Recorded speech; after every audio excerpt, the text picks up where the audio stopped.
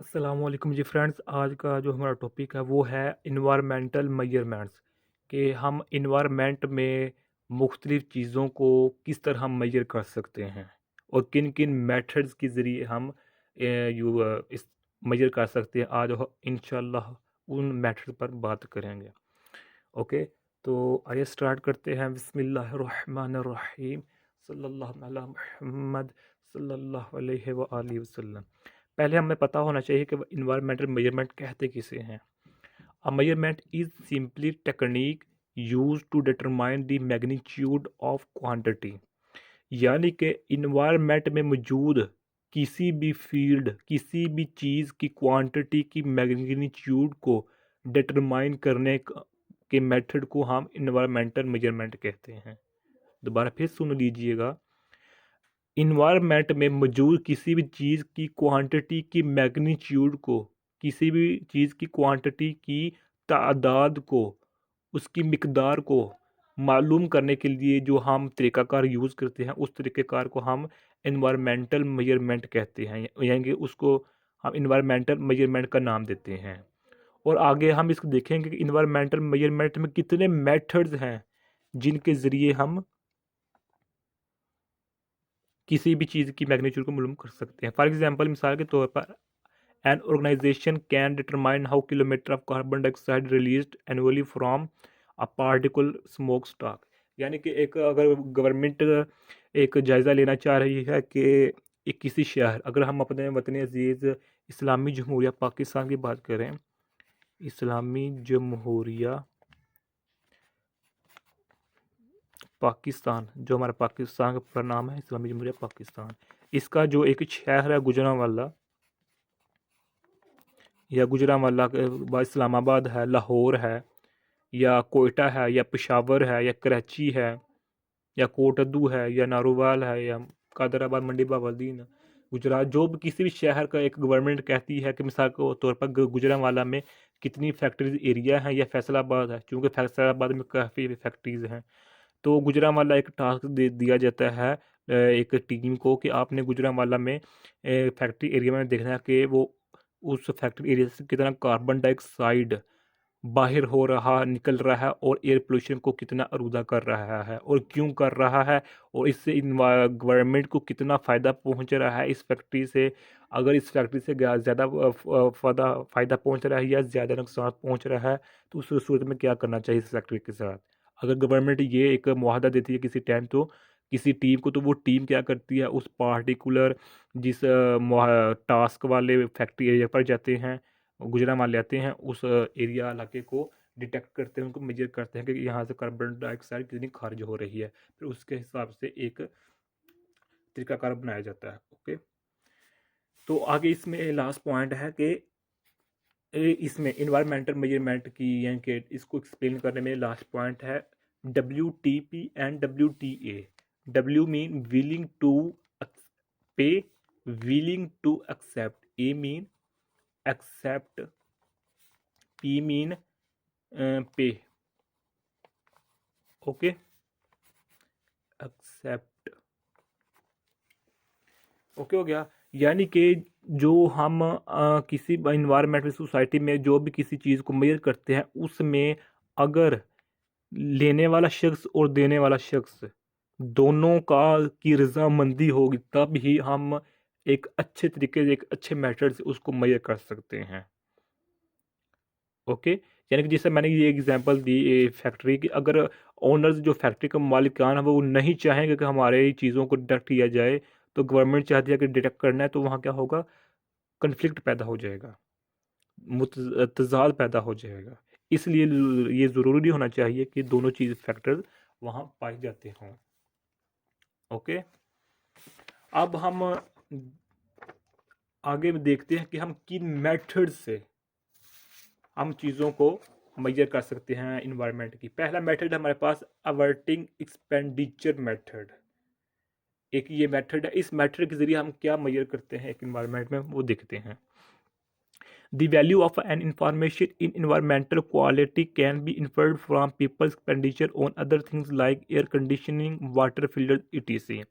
यानी कि इस अवर्टिंग एक्सपेंडिचर जो मेथड है इसमें हम लोगों के जो इस्तेमाल करता चीज़ें होती हैं उन पर जायज़ा लेते हैं।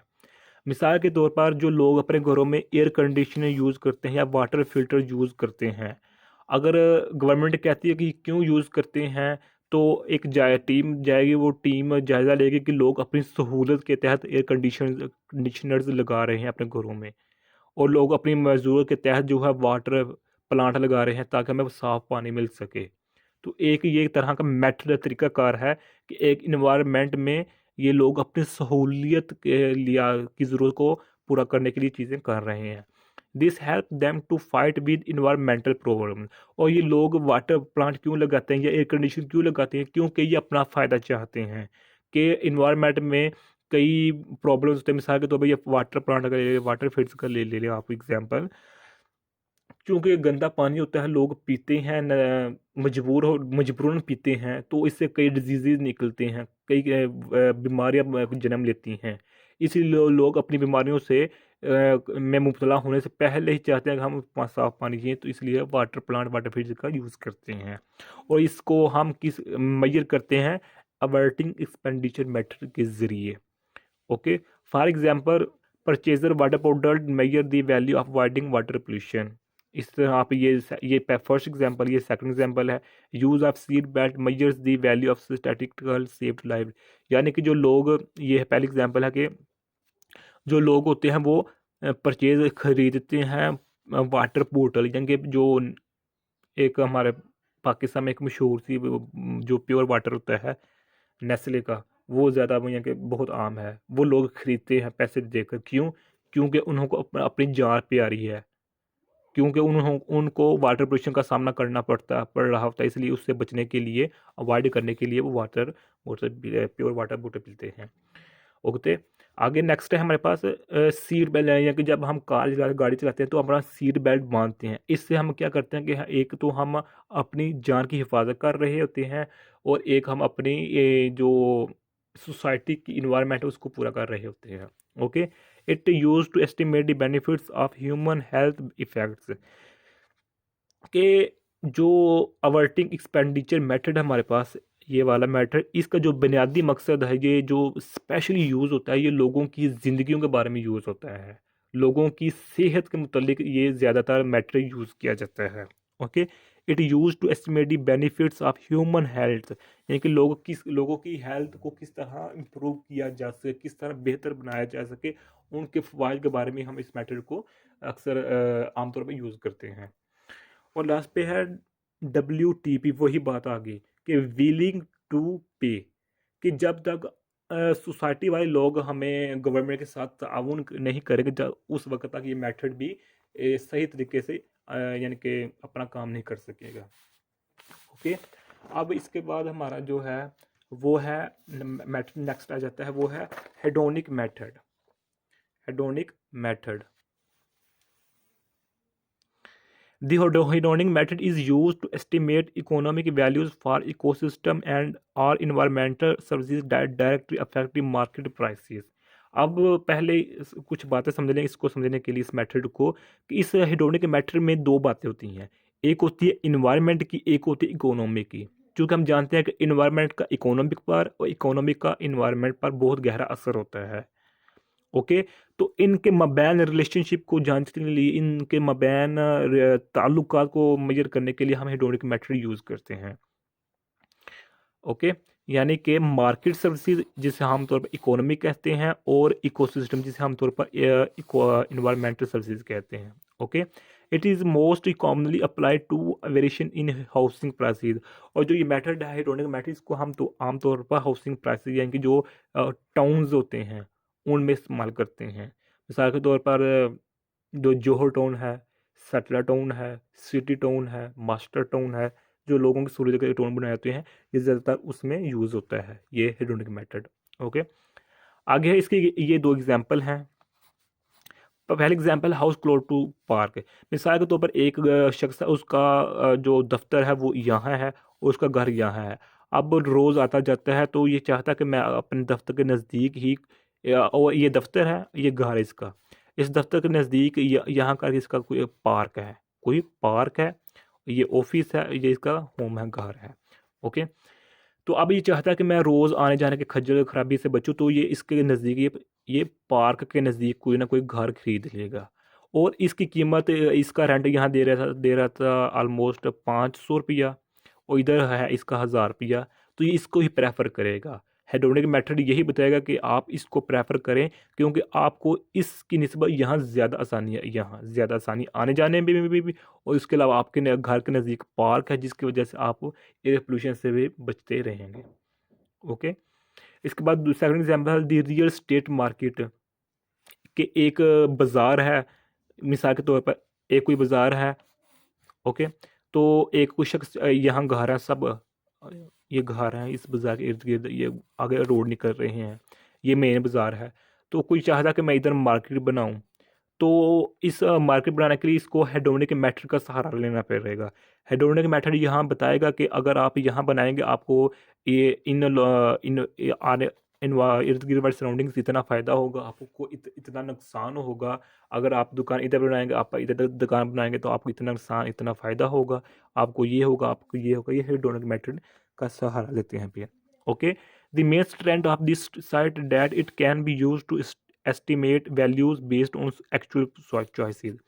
यानी कि जो हेडोनिक मेथड है, इसको आमतौर पर बहुत सिंथेटिक मेथड माना जाता है, क्योंकि ये हकीकत की बुनियाद पर रियल एक्चुअल चॉइसेस सीधी सीधी करना दस दिंदा है मेथड।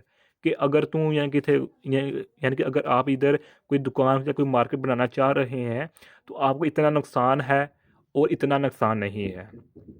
ये इसका जो सबसे बड़ा बेनिफिट है वो यही है हेडोनिक मेथड का। ओके, अच्छा, अब इसका एक एडवांटेज है, वो ये है कि it able only to capture consumer ये विलिंग टू पे। अब इसका एक छोटा सा जो डिसएडवांटेज है वो ये है कि ये फ्यूचर में आने वाले आने वाले वक्तों में ये नहीं बता सकता कि आपकी दुकान के साथ, आपकी मार्केट के साथ ये हो सकता है। हाँ, प्रेजेंट में यानी कि जिस वक़्त ये मशवरा दे रहा होता है हेडोनिक मैटर, ये उस वक़्त बहुत हेल्पफुल होता है कि आप इतना मार्केट बनाएंगे, आपको ये होगा, आपको इतना फ़ायदा होगा, आपको कितना नुकसान होगा। लेकिन आने वाले वक्तों में ये नहीं बता सकता कि आपकी मार्केट के इर्द गिर्द क्या हो जाएगा, इधर लोग किस तरह के लोग आने आकर बसने लग जाएंगे, या क्या हो जाएगा आपकी दुकान के इस रोड के साथ क्या हो जाएगा। ये फ्यूचर में आने वाली बातों को यानी कि इतना स्टडी नहीं करता ये मैटर। उसे ओके, इसलिए इसको हमें इसका इसे डिसएडवांटेज कहते हैं। अब हमारा नेक्स्ट है वो है travel cost method. Travel cost method ये भी एक मेथड है। The value of public park or recreational site can be inferred from data only travel cost people inquire to visit this site. अब ट्रैवल कॉस्ट मेथड क्या होता है कि इसमें जिस तरह हमें नाम से श्योर है, ट्रैवल कॉस्ट, ट्रैवल डिस्टेंस फासला तय करना, कॉस्ट खर्च करना, कोई भी मेथड तरीका का। यानी कि ट्रैवल कॉस्ट मेथड में पब्लिक पार्क या रिक्रिएशनल साइट को की वैल्यू को यहाँ जांचा जाता है, यहाँ परखा जाता है कि जो लोग होते हैं वो ज़्यादातर जाते हैं पब्लिक बार में अपनी विज़िट करने के लिए, सैर व तफरीह के लिए, या ऐसी जगहों पर जाते हैं, यानी कि ऐसी रिक्रिएशनल जगह पर जाते हैं जो नहीं होती हैं, जहाँ डिज़ाइनिंग काफ़ी होती है, जो अट्रैक्टिव साइट्स होती हैं, यानी कि रिक्रिएशनल साइट्स होते हैं, लोग वहाँ जाना पसंद करते हैं। तो लोग वहाँ जाएंगे, वहाँ जाकर पर्ची लेंगे, पर्ची की फ़ी अदा करेंगे, फिर विज़िट करेंगे। ओके, तो इस मेथड को, इस इन्वायरमेंट के इस फील्ड को मेजर करने के लिए हम ट्रैवल कॉस्ट मेथड यूज़ करते हैं। ओके, मिसाल के तौर पर value of improve water quality, ये मैंने पहले एग्जांपल दे चुका हूँ। वैल्यू ऑफ एजुकेशनल साइड से, यानी कि इसका मतलब ये है कि जो कुछ लोग कुछ इलाकों में वाटर प्लांट लगा देते हैं, वाटर प्लांट लगा देते हैं कि ताकि लोग यहाँ से पानी खरीद कर ले जा सकें। और कुछ लोग फीस बिल्लाह अल्लाह की राह में यानी कि मुफ्त लगा देते हैं, कि अपने जेब से वो लगा देते हैं वाटर प्लांट, और लोग आते रहते हैं, जाते लेते जाते हैं। लेकिन ऐसा हर जगह ऐसा नहीं होता, लोग वहाँ से पैसे भी कमाते हैं। ओके, इस चीज़ को स्टडी करने के लिए हम ट्रैवल कॉस्ट मेथड यूज़ करते हैं। इस तरह जो नई जगह होती है, मिसाल कोई टाउन बन गया है, कोई नई मार्केट बन गई है और मार्केट ऐसी है कि वो बहुत दिलकश पुरकशिश है, अट्रैक्टिव है, वहाँ की डिज़ाइनिंग, वहाँ की खूबसूरती मशहूर होती है, तो लोग वहाँ जाना पसंद करते हैं। तो जब वहाँ विज़िट करने जाएंगे तो वहाँ उनकी फ़ी भी, पर्ची भी यानी कि पे करेंगे। तो इसको भी हम ट्रैवल कॉस्ट मेथड के ज़रिए यानी कि परखते हैं, जांचते हैं, मालूम करते हैं। This method is relatively expensive method, कि इसका फ़ायदा ये है कि एक्सपेंसिव, रिलेटिव एक्सपेंसिव मेथड, यानी कि ये इन्वायरमेंट और इकोनॉमी और इन्वायरमेंट के दरमियान बहुत अच्छे ताल्लुकात को मापने में ये मेथड यूज़ होता है। Its effect also act upon environmental. अब इसका छोटा सा डिसएडवांटेज ये है कि चूँकि लोग जाते हैं, विज़िट करते हैं, तो विज़िट करने के दौरान कुछ लोग अपने रैपर्स होते हैं जो खाने पीने की चीज़ों के रैपर्स वहाँ फेंक देते हैं, या लोगों का कुछ बिहेवियर ऐसा होता है विज़िट करने के दौरान कि लोगों का उस सोसाइटी के, उस रिक्रिएशनल साइट की जो टीम है, मैनेजमेंट उसके साथ नहीं बन पाती। तो इसका छोटा सा एडवांटेजेस है ट्रैवल कॉस्ट मेथड का। ओके, अब हमारे पास जो लास्ट पे है ये थोड़ा सा डिफरेंट है लेकिन है इससे related, method of non market valuation, कि जो हमने पहले ये 3 जो मेथड पढ़े हैं, travel cost method, hedonic method, और इसके अलावा एक और मेथड पढ़ा है, स्टडी किया है। तो उसमें क्या अवर्टिंग एक्सपेंडिचर मेथड हमने स्टडी किया है, हेडोनिक मेथड स्टडी किया, उसके अलावा ट्रैवल कॉस्ट मेथड स्टडी किया है। उन तीनों मैटर में जो होते हैं वो गवर्नमेंट जो होती है ना वो इन्वॉल्व होती है, यानी कि अगर 2 आदमी हैं तो उनके दरमियान तीसरी गवर्नमेंट होती है, जो कि दोनों के मबैन जो रिश्तेदार यानी कि ताल्लुकात को मापती है, परखती है, मेजर करती है। लेकिन कुछ ऐसी भी वैल्यूज़ होती हैं इन्वायरमेंट में जो कि गवर्नमेंट के मतहत नहीं होती। लोग, अगर एक शख्स खुश है कि मैं एक चीज़ 50 रुपये में दूसरे शख्स को बेच रहा हूँ, तो वो बेच सकता है। तो इस चीज़ को हम कहते हैं नॉन मार्केट वैल्यूज़। ओके, और इन नॉन मार्केट वैल्यूज़ को मापने के लिए, मेजर करने के लिए हम एक मेथड यूज़ करते हैं, उसको हम कहते हैं कॉन्टिजेंट वैल्यूज, यानी कि CVM, कॉन्टिजेंट वैल्यूएशन मेथड हम ये यूज़ करते हैं। ये क्यों यूज़ करते हैं? क्योंकि नॉन मार्केट वैल्यूएशन को, नॉन मार्केट वैल्यू को मालूम करने के लिए कोई और बेहतर हमें मेथड नहीं मिलता, इसलिए हम ये जो कॉन्टिजेंट वैल्यूएशन मेथड ये यूज़ करते हैं। ये बहुत ही हेल्पफुल होता है, यूज़फुल होता है नॉन मार्केट वैल्यूएशन को मापने के लिए। ओके, ये इस पर भी बाकायदा हमारी एक वीडियो बन चुकी है, आप वो भी देख सकते हैं। तो क्वांटिटेटिव वैल्यू ये एक सर्वे बेस्ड मेथड होता है। ओके, इतना आज का इतना सा टॉपिक था। उम्मीद आप लोगों को इस वीडियो की समझ आ गई होगी। जज़ाकल्लाह खैर, अपनी दुआ में याद रखिएगा। अस्सलाम वालेकुम वरहमतुल्लाहि वबरकातुहू।